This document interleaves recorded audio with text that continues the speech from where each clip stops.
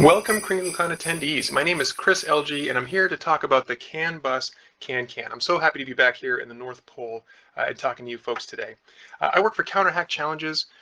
Primarily, I build challenges for Net Wars and the Holiday Hack. I also do penetration testing and teach penetration testing with SANS. And on drill weekends, I have a very serious role in the Army National Guard. Before I go any farther, thank you so much, Santa Claus. It is wonderful that you keep putting this conference on. This is the OG virtual conference, right? We're all just so glad we can keep traveling here through our browsers. I also want to thank Alan Kane and Jonathan Burnham. These two gentlemen work for Toyota, securing and analyzing these CAN systems and making them safer for all of us. When my work goes wrong, someone gets a bad pen test or someone's challenge breaks, when their work goes wrong, a car can go off the road. So thank you guys for having that very important job and for sharing your knowledge with me about the CAN bus. So the CAN bus itself, or controller area network, it feels a lot like raw hardware to me because it pretty much is raw hardware, right? This is something that's been around for a couple of decades now. This OBD2 port that we're going to talk about in a minute here, that's been standard on vehicles in North America for over 20 years and almost as long in Europe and different parts of the world. And it's just a very simple, basic network where one device has information to put out, it puts it on the bus, and then if another device needs that message, it picks it up and performs some action. Really not designed with any security in mind. This is just how different components of the car talk to each other. So for example, if we have our little key fob here and we push lock and unlock, that's going to blast over the radio waves.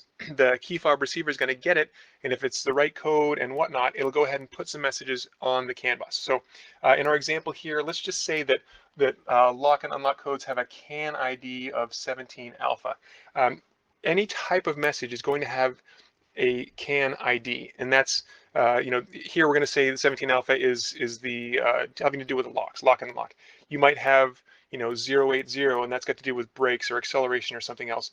So each flavor of message gets its own CAN ID, and that's a nice round 11-bit number because why not? And then following each CAN ID, you get some data chunk.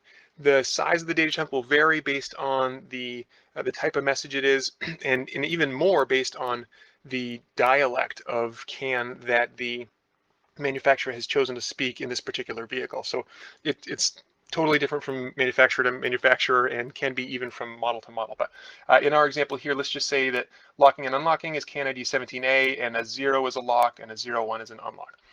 That's great. So that message comes out of the key fob receiver and is going to come out across the bus, and most devices aren't going to care until it gets to something like maybe the driver door or the passenger door, and they get that message and go, oh, unlock, you got it, and then the lock opens up.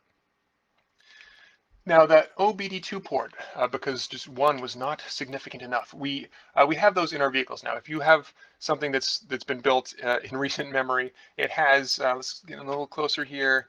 There we go. It has an OBD2 port somewhere usually right under the driver's portion of the dashboard. In my car, it's just left of my knuckle here.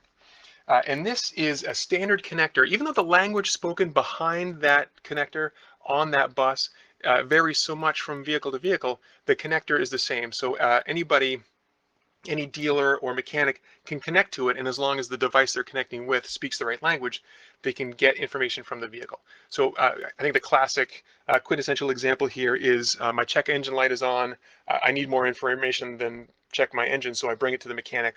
They connect to the port, and then they get some extra data off of that bus and can be more specific. Oh, it is a solenoid or a sensor or some broken component, and then we get that extra information.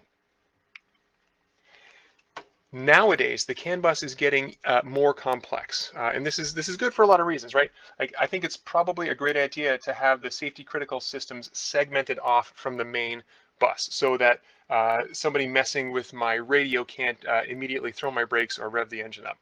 Probably a good idea, right? But we do still need information to go from one segment to another. In my car, for example, I can get gas mileage information from the screen on my radio.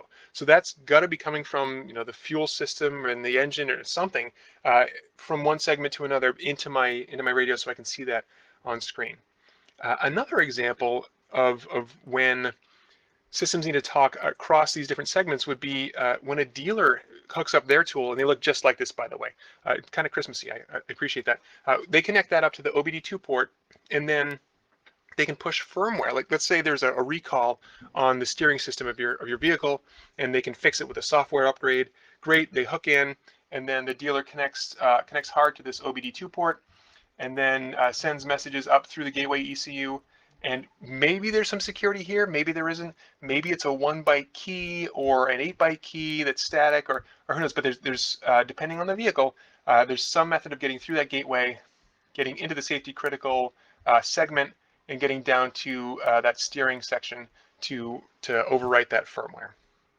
So good and bad, right? Like, we need to have that communication, but there's also a potential for security issues.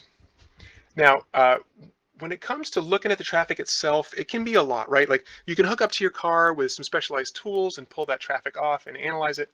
But I'm a little afraid of breaking my car at some point if I mess with it too much. So if you want to look at traffic on its own without any risk to your vehicle, there's a great project here by Zombie Craig called IC Sim. By the way, Zombie Craig, when the medical community has a little bit of free cycles for a new project, I'm pushing for you, man. Okay, zombie cure, zombie vaccine. That's next. Hang in there. So this project lets you simulate CAN traffic. You can actually connect a joystick up to the computer and steer left and right, accelerate the fictional vehicle. You can hit the brakes, throw a blinker, and then see output here in a virtual dashboard. So really cool. So we hook it up. We have it go different ways, and we see the effects of it. We also, if we're running the CAN dump tool, we can see raw output and save it to a PCAP, and then open it in an analyzer like Wireshark. Neat. Now, people who are familiar with Wireshark might look at this and say, there's some stuff missing there, man. Like, usually there's extra stuff down here in the bottom, and it's like, hey, this is what this traffic means, and it's kind of blank right there. And yeah, it is. Again, the protocol specifics, I like to call them the dialects between the different manufacturers, are different, such that Wireshark can't just have a universal translator here to turn it all into human readable messages. So for the most part, when we are analyzing traffic on the CAN bus, it's a lot of manual effort. You might get lucky and find a guide to your vehicle's specific language, and you could use that to see what's going on, or maybe learn how to add messages to that bus to perform a specific action. But more or less, we end up just having to pare down the traffic as much as we can. So we turn the levers and knobs as much as we can and try to figure out what's connected to what, so that we can pare it down to the stuff that's really important. I think of SOCs working much the same way, right? They have all this information, and they've got to boil it down to the part that really matters. So that's how this works. By the way, when you're running IC Sim in the module that generates CAN traffic, there is an option to have less noise. Do yourself a favor, if you start playing with this and you want to figure out what commands do what CAN IDs mean what, turn on the less noise option and just start in easy mode. Okay. So that is it there. Thanks so much for listening to the talk. I'm so happy to have you all here and listening. I hope it is useful to you as you hop around the castle.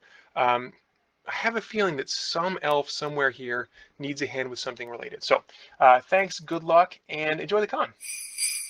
Ho, ho, ho, ho.